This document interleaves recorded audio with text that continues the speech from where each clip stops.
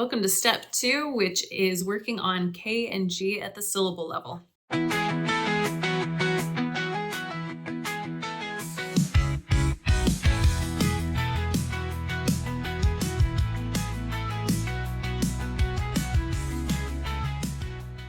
Welcome to my own SLP. I'm Rachel and I'm a speech language pathologist creating videos for parents and anyone interested in learning how they can help kids increase their production of speech sounds.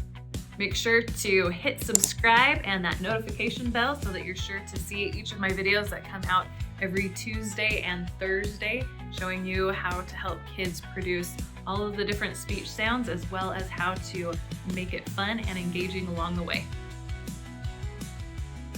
If you haven't checked it out yet, make sure to start with step 1, which is working on K and G in isolation, or the sounds all on their own, before you try and tackle K and G at the syllable level. And even if your child only struggles with one of these sounds, the tips that I'll be using are helpful for both because they are made in the same place in the mouth. And so I will show you how to work on these sounds and minor little tweaks to make to help them to make a G or a K sound.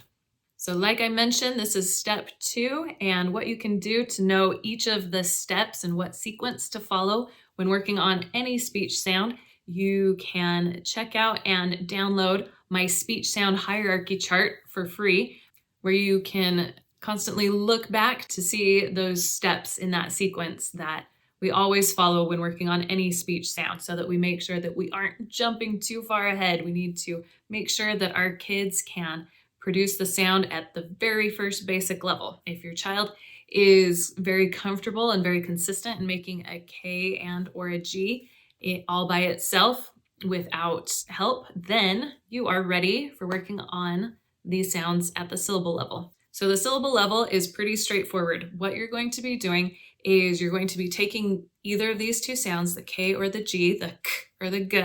You're going to be adding a vowel sound or name either before or after one of these sounds.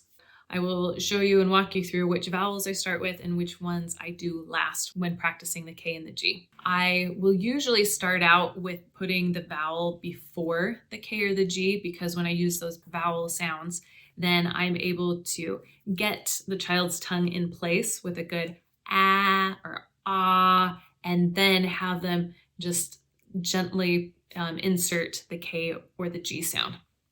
So it'll look something like this.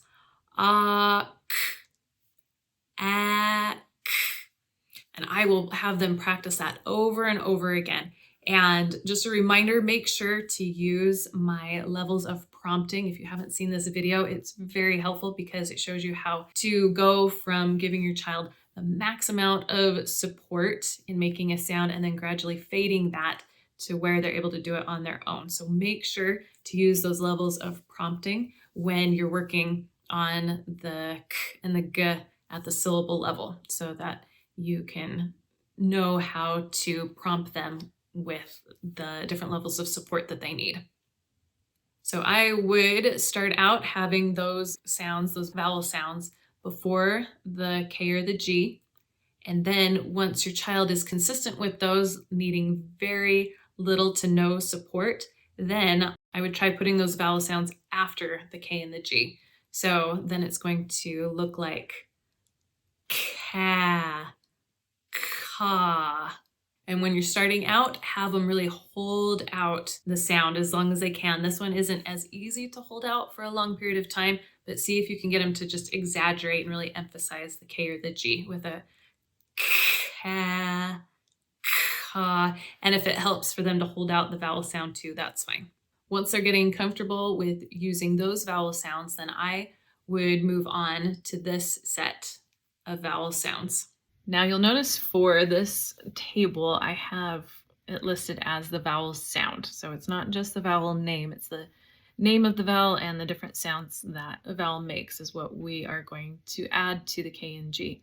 So for example, with the letter I, right here, we would be doing the I sound. So it would be kai and guy is what we would be practicing at the syllable level. And down here, it would be the I sound that the I also makes. So it would be ki or gi and so on.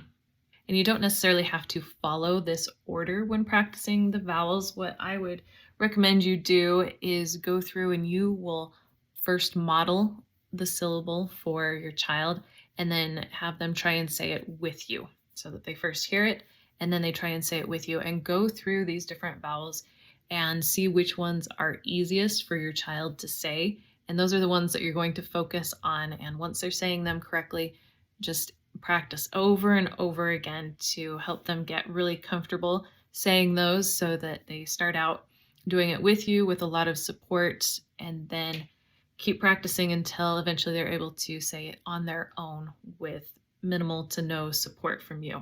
Once they're comfortable with those, I would move on to this last set of vowels. And the reason that I tend to work on these vowels and vowel sounds last with the K and the G is you will notice that when producing these vowel sounds, your lips are pushed forward and rounded, which is the opposite of what we've been trying to do with the K and G, where we are trying to open our mouth wide and bring everything back. And so I usually work on these last. You can try them with your child. You either want to go back to practicing the vowels that they can do with the K and the G and just practice those over and over so they get comfortable with that, or it's even fine to go back and practice a little bit at the isolation level. And one last little note is that even once our kids start picking up on this, we want to continue to practice this for several days because the tongue is a muscle and we are trying to form muscle memory. So say you're playing basketball and you